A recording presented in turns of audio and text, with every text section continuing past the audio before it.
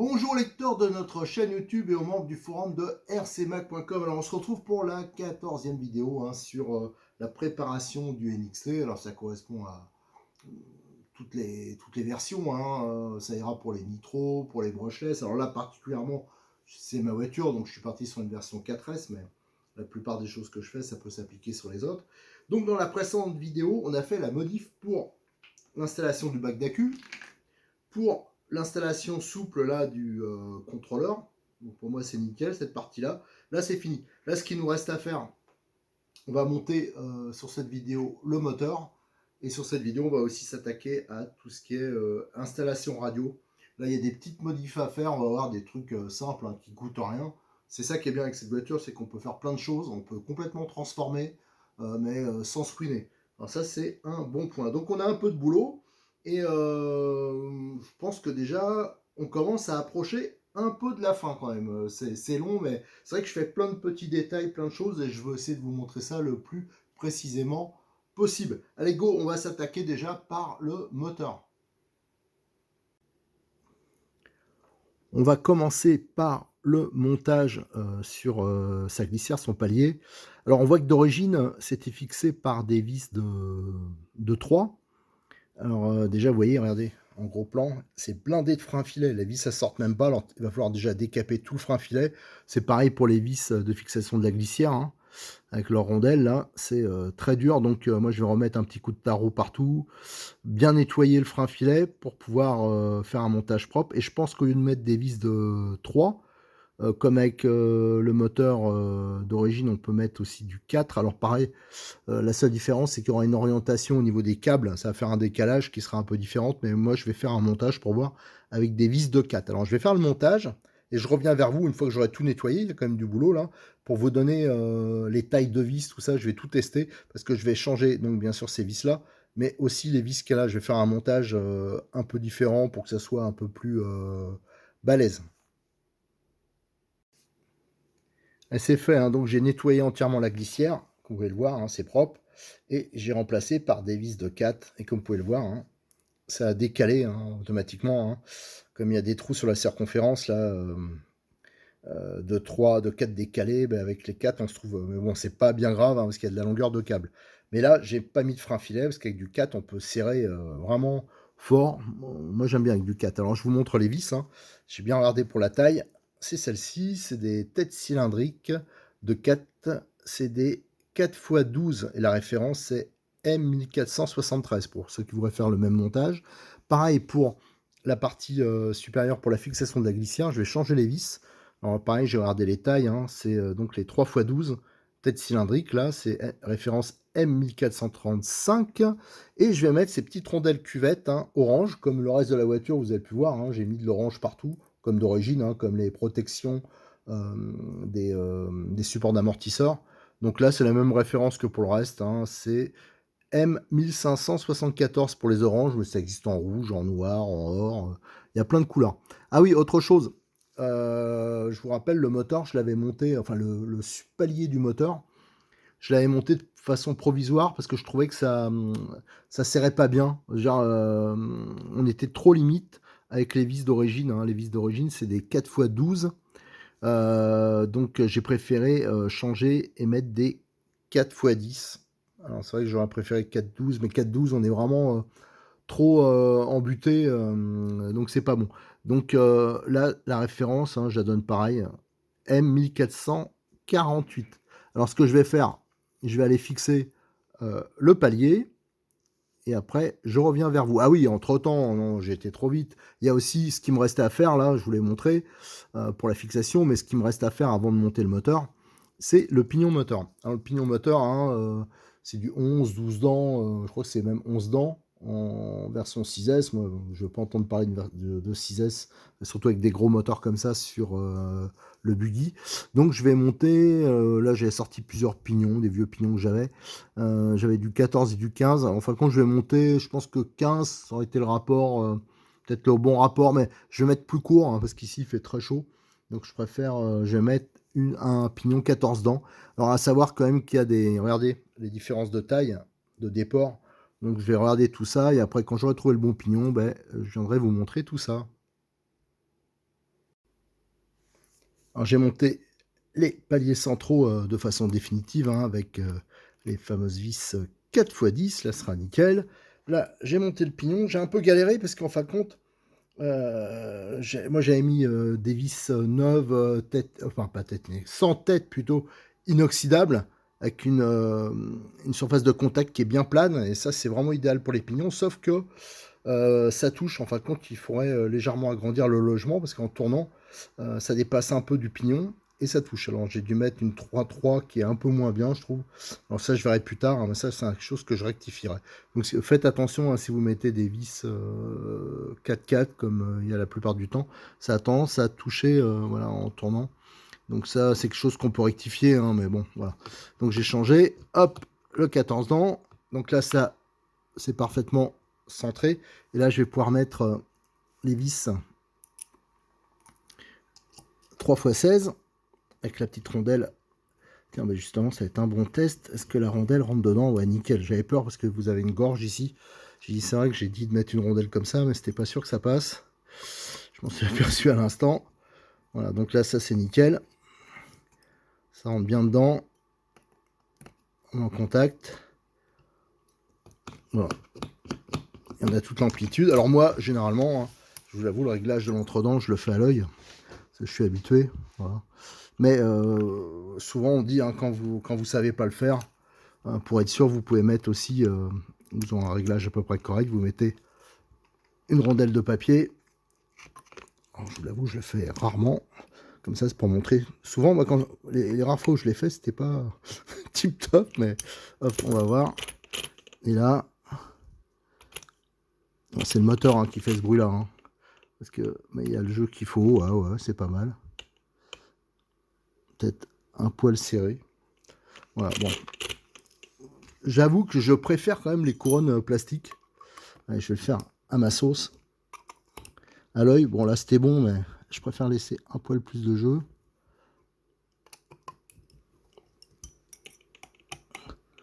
Ouais, il y a un peu trop de jeu là. Le réglage d'entre-dents, il faut être patient. Enfin, faut bien le faire, hein, parce qu'autrement vous allez user prématurément le pignon. Il y a un peu trop de jeu. Hop, hop, hop, hop, hop. Bon, j'ai tendance à fignoler peut-être un peu trop, mais voilà, il s'est un peu trop écarté. Mais bon, l'histoire du papier, hein, ça marche très bien. Hein. Mais bon.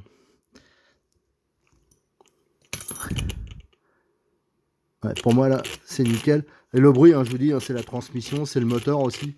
Voilà, après, ça va se faire un peu, la voiture est neuve. Mais le moteur, déjà, je vous dis, ça y fait quelque chose. Allez, ça, c'est monté. Alors, voilà, maintenant, il va me rester à brancher les câbles derrière. Ça, c'est pas grand-chose. De toute façon, les câbles, il faudra peut-être intervertir à la fin, hein, quand on va brancher le contrôleur, hein, si le sens de rotation est pas bon. Alors maintenant, ce qu'on va s'occuper, la platine, hein, je m'en occuperai vraiment au dernier moment. Là, on va s'occuper du montage de la direction et du récepteur. Là, il y a quelques petites modifications à faire. Alors je reviens juste un peu sur le moteur, juste parce que j'avais pas monté le renfort, hein, de châssis arrière, donc ça il est en place, nickel, il est en plastique, mais comme toutes les autres voitures. Alors il existe une version métallique là, qui est montée sur les versions RR, d'ailleurs sur le RR il livre le plastique et le métal. Voilà, bon, à la limite, celui qui veut se faire plaisir, mais bon, pour moi, ça sert à rien, donc le plastique, ce sera largement suffisant. Là, on a l'emplacement de la platine radio, ça, c'est la partie qui nous intéressait maintenant. Et pour du RTR, vous voyez que c'est quand même pas mal, parce que du RTR, c'est très rare qu'il y a des fraisages comme ça. Là, c'est fraisé sous le cerveau, pour pas que ça touche, hein, si on met un cerveau qui est un peu haut. Et aussi au niveau des plots, donc ça permet de bien centrer, ça facilite le montage. La platine, donc il y a la boîte radio, c'est assez inspiré de la version Nitro, hein. Il y a des éléments qui sont en commun, mais bien sûr, on n'a pas besoin du bac avec, pour recevoir la batterie en Nitro, ni de la platine pour le cerveau gaz frein. Donc là, on retrouve une platine en aluminium, ce qui est pas mal. Le cerveau de 17 kg, il arrache pas mal. Il est pas très rapide, mais il arrache bien. Alors, j'hésite encore parce que j'ai un projet, un gros 1/10. Il me faut un cerveau de ce type que je dois faire. Là, le cerveau, il est mort dessus. Donc, j'aurais bien utilisé ce cerveau parce que j'ai pas besoin de le tester. Celui-là, on l'a testé sur la voiture à Cyril, sur pas mal de NXT que j'ai bidouillé. Si on règle bien les fins de course, il n'y a aucun souci. Donc il se peut que je mette un cerveau à moi, boîtier alu, comme j'en ai pas mal en RAM, on va voir. Euh, En boulot, ce qu'il va avoir, c'est comme toutes les versions brushless, vous avez des trous. Comme c'est commun au nitro, il y a des trous qui servent à rien. Nous, toutes les entrées elles vont se faire par ce trou-là, on mettra un passe-fil sûrement. Et moi, je vais boucher celle-ci et celle-ci qui servent à rien, et juste à laisser rentrer la poussière, les saletés, les petits cailloux. Donc, autant les boucher, hein, ça fera quand même un travail un peu plus propre. On va couper aussi des blocs de mousse dedans pour que le récepteur il soit bien amorti, bien protégé des vibrations. Et on va faire une modif aussi. Donc vous avez le couvercle, il y a deux couvercles livrés avec la voiture. Tout ça, c'est aussi un héritage de la version Nitro. Il y a un couvercle bas, un couvercle haut. Et il y a cette excroissance en aluminium ici, où il fixe le support de puce, mais aussi il reste le double face là. C'était l'interrupteur pour le contrôleur que j'ai retiré. Le problème de cette excroissance, c'est qu'elle empêche, elle complique, disons, le démontage de la transmission centrale, parce que là, le cardan, il bute, quoi. Quand on veut l'enlever, on a moins de visibilité. Donc tout ça, ça sert strictement à rien. Alors ce qu'on va faire, on va démonter la platine alu ici. Et je vous le montrerai une fois que ce sera démonté. Et on va couper toute cette partie-là. Déjà, ça fait gagner du poids. Et surtout, ça sera plus simple. Il y aura une meilleure visibilité sur la voiture au niveau de la mécanique. Et surtout, on démontera la voiture beaucoup plus facilement. Allez, je vais tout décortiquer pour qu'on puisse faire tout petit boulot que j'ai. Voilà, pareil, ça, c'est des boulots qui ne coûtent rien, hein. C'est juste un peu de temps et ça améliore quand même pas mal la voiture. Alors, la boîte radio est démontée. Donc là, je crois qu'il livre pareil, hein, des petites platines différentes. Alors ici, il y a une petite molette en alu, qui est pas mal faite d'ailleurs, qui vient pincer le tube d'antenne. Ça, c'est pas mal. Mais je crois qu'ici, on peut mettre aussi, je vérifie dans la boîte, et on peut mettre un interrupteur, on peut mettre, voilà, on peut mettre plusieurs choses. Donc ici, je vais voir les passe-fils qu'on va pouvoir mettre. Là, vous avez les deux ni-stop pour la fixation au châssis et la fixation de la platine. Et on va boucher ces deux trous-là. Je vais couper des petites plaques en Lexandre et on va les coller à la cyanolite. Quant à la platine en alu, donc on va couper cette partie-là. Et comme j'en avais une en rab, patati patata, hop, c'est fait. Voilà, j'en ai fait une d'avance. Donc là, la platine, elle est modifiée. Vous voyez, j'ai retiré tout ça. Et là, ça permettra quand même d'avoir un démontage plus rapide de la transmission si besoin, et ça fera un peu moins fouillis. À la limite, si on veut faire des courses, la puce, on la met pas là, hein. Les puces, elles sont plus sur ce type de fixation. Ça, c'est pour les puces d'il y a 15 ans. Donc voilà, donc vraiment, ça sert à rien. Et l'interrupteur, on le mettra, vous avez vu, moi, je l'ai collé directement sur le contrôleur et ça évite d'avoir des fils qui se trimballent partout. Donc ça, c'est déjà modifié. C'est bien. Il va juste me rester à faire, à boucher les trous du compartiment pour le récepteur. Alors, j'ai fait la modification. Vous voyez, j'ai collé à la cyanolite des plaques là. Donc ça, c'est bouché. Moi, j'utilise, c'est de la récupération. Ouais, j'ai toujours... ça, c'est un couvercle... Ah, je crois que c'est des carottes râpées. Voilà, c'est des couvercles aussi fromage frais, des trucs comme ça. C'est dans une sorte de Lexandre très fin, hein. Et ça, c'est pour le bricolage. Moi, j'utilise, je les conserve tous, hein. Et j'en ai des tas. Et à chaque fois, c'est toujours utile pour faire des petites protections, pour boucher des trous. Donc voilà, les plaques comme ça, pensez à les récupérer quand vous faites de la RC. Donc ça, on l'avait déjà modifié. Je vais en profiter pour vous montrer le reste, hein, ce qui va avec. Tiens, par exemple, ça, c'est une platine de thermique. Vous voyez, donc avec ici le cerveau gaz frein. Et si vous regardez, C'est les mêmes boîtes, hein. Voilà, donc c'est pour ça que il y a effectivement, vous voyez les trous, par exemple, les trous qui sont ici, c'est pour passer les fils batterie, voilà, pour relier les deux compartiments. Donc ça, c'est modifié, c'est bien. Aussi, je vais vous montrer, donc il y a le système qui est assez original hein, chez Obitech, c'est sûrement même le mieux au niveau des antennes. Donc c'est un système ici de pincement hein, pour l'antenne. Et quand on visse la petite molette en aluminium qui existe, alors là c'est couleur, comment on peut appeler ça, brun, ouais. Et ça existe aussi en orange, mais sauf que c'est pas souvent dispo en orange. Et sur les voitures, c'est souvent livré dans cette couleur-là. Donc le système est assez efficace. D'ailleurs, on a pas mal qui l'achètent pour d'autres voitures. Ça, il existe aussi des plaquettes différentes hein, qu'on peut changer. Donc par exemple, quand on veut mettre l'interrupteur, un interrupteur à la place, ça c'est plutôt pour la version thermique. Ou alors si on veut rien du tout. Là aussi, c'est plutôt pour la version thermique. Et vous avez les deux couvercles hein, qui sont livrés. Vous en avez un bas et un qui est haut. Alors là aussi, c'est généralement pour l'électrique, on peut mettre le bas sans problème. Hein. Le thermique, c'est plus pour certains, quand on doit embarquer des batteries en forme de pyramide, par exemple, c'est plutôt celui-là qu'on va monter, je pense. Allez, maintenant, ce qu'on va faire, on va pouvoir remonter la platine dessus et on va remonter le cerveau. Alors ça, on le verra dans la prochaine vidéo. Hein. Là, j'ai déjà fait assez long. Donc dans la prochaine vidéo, on fera le montage de toute la partie radio. Et là, on aura déjà bien avancé.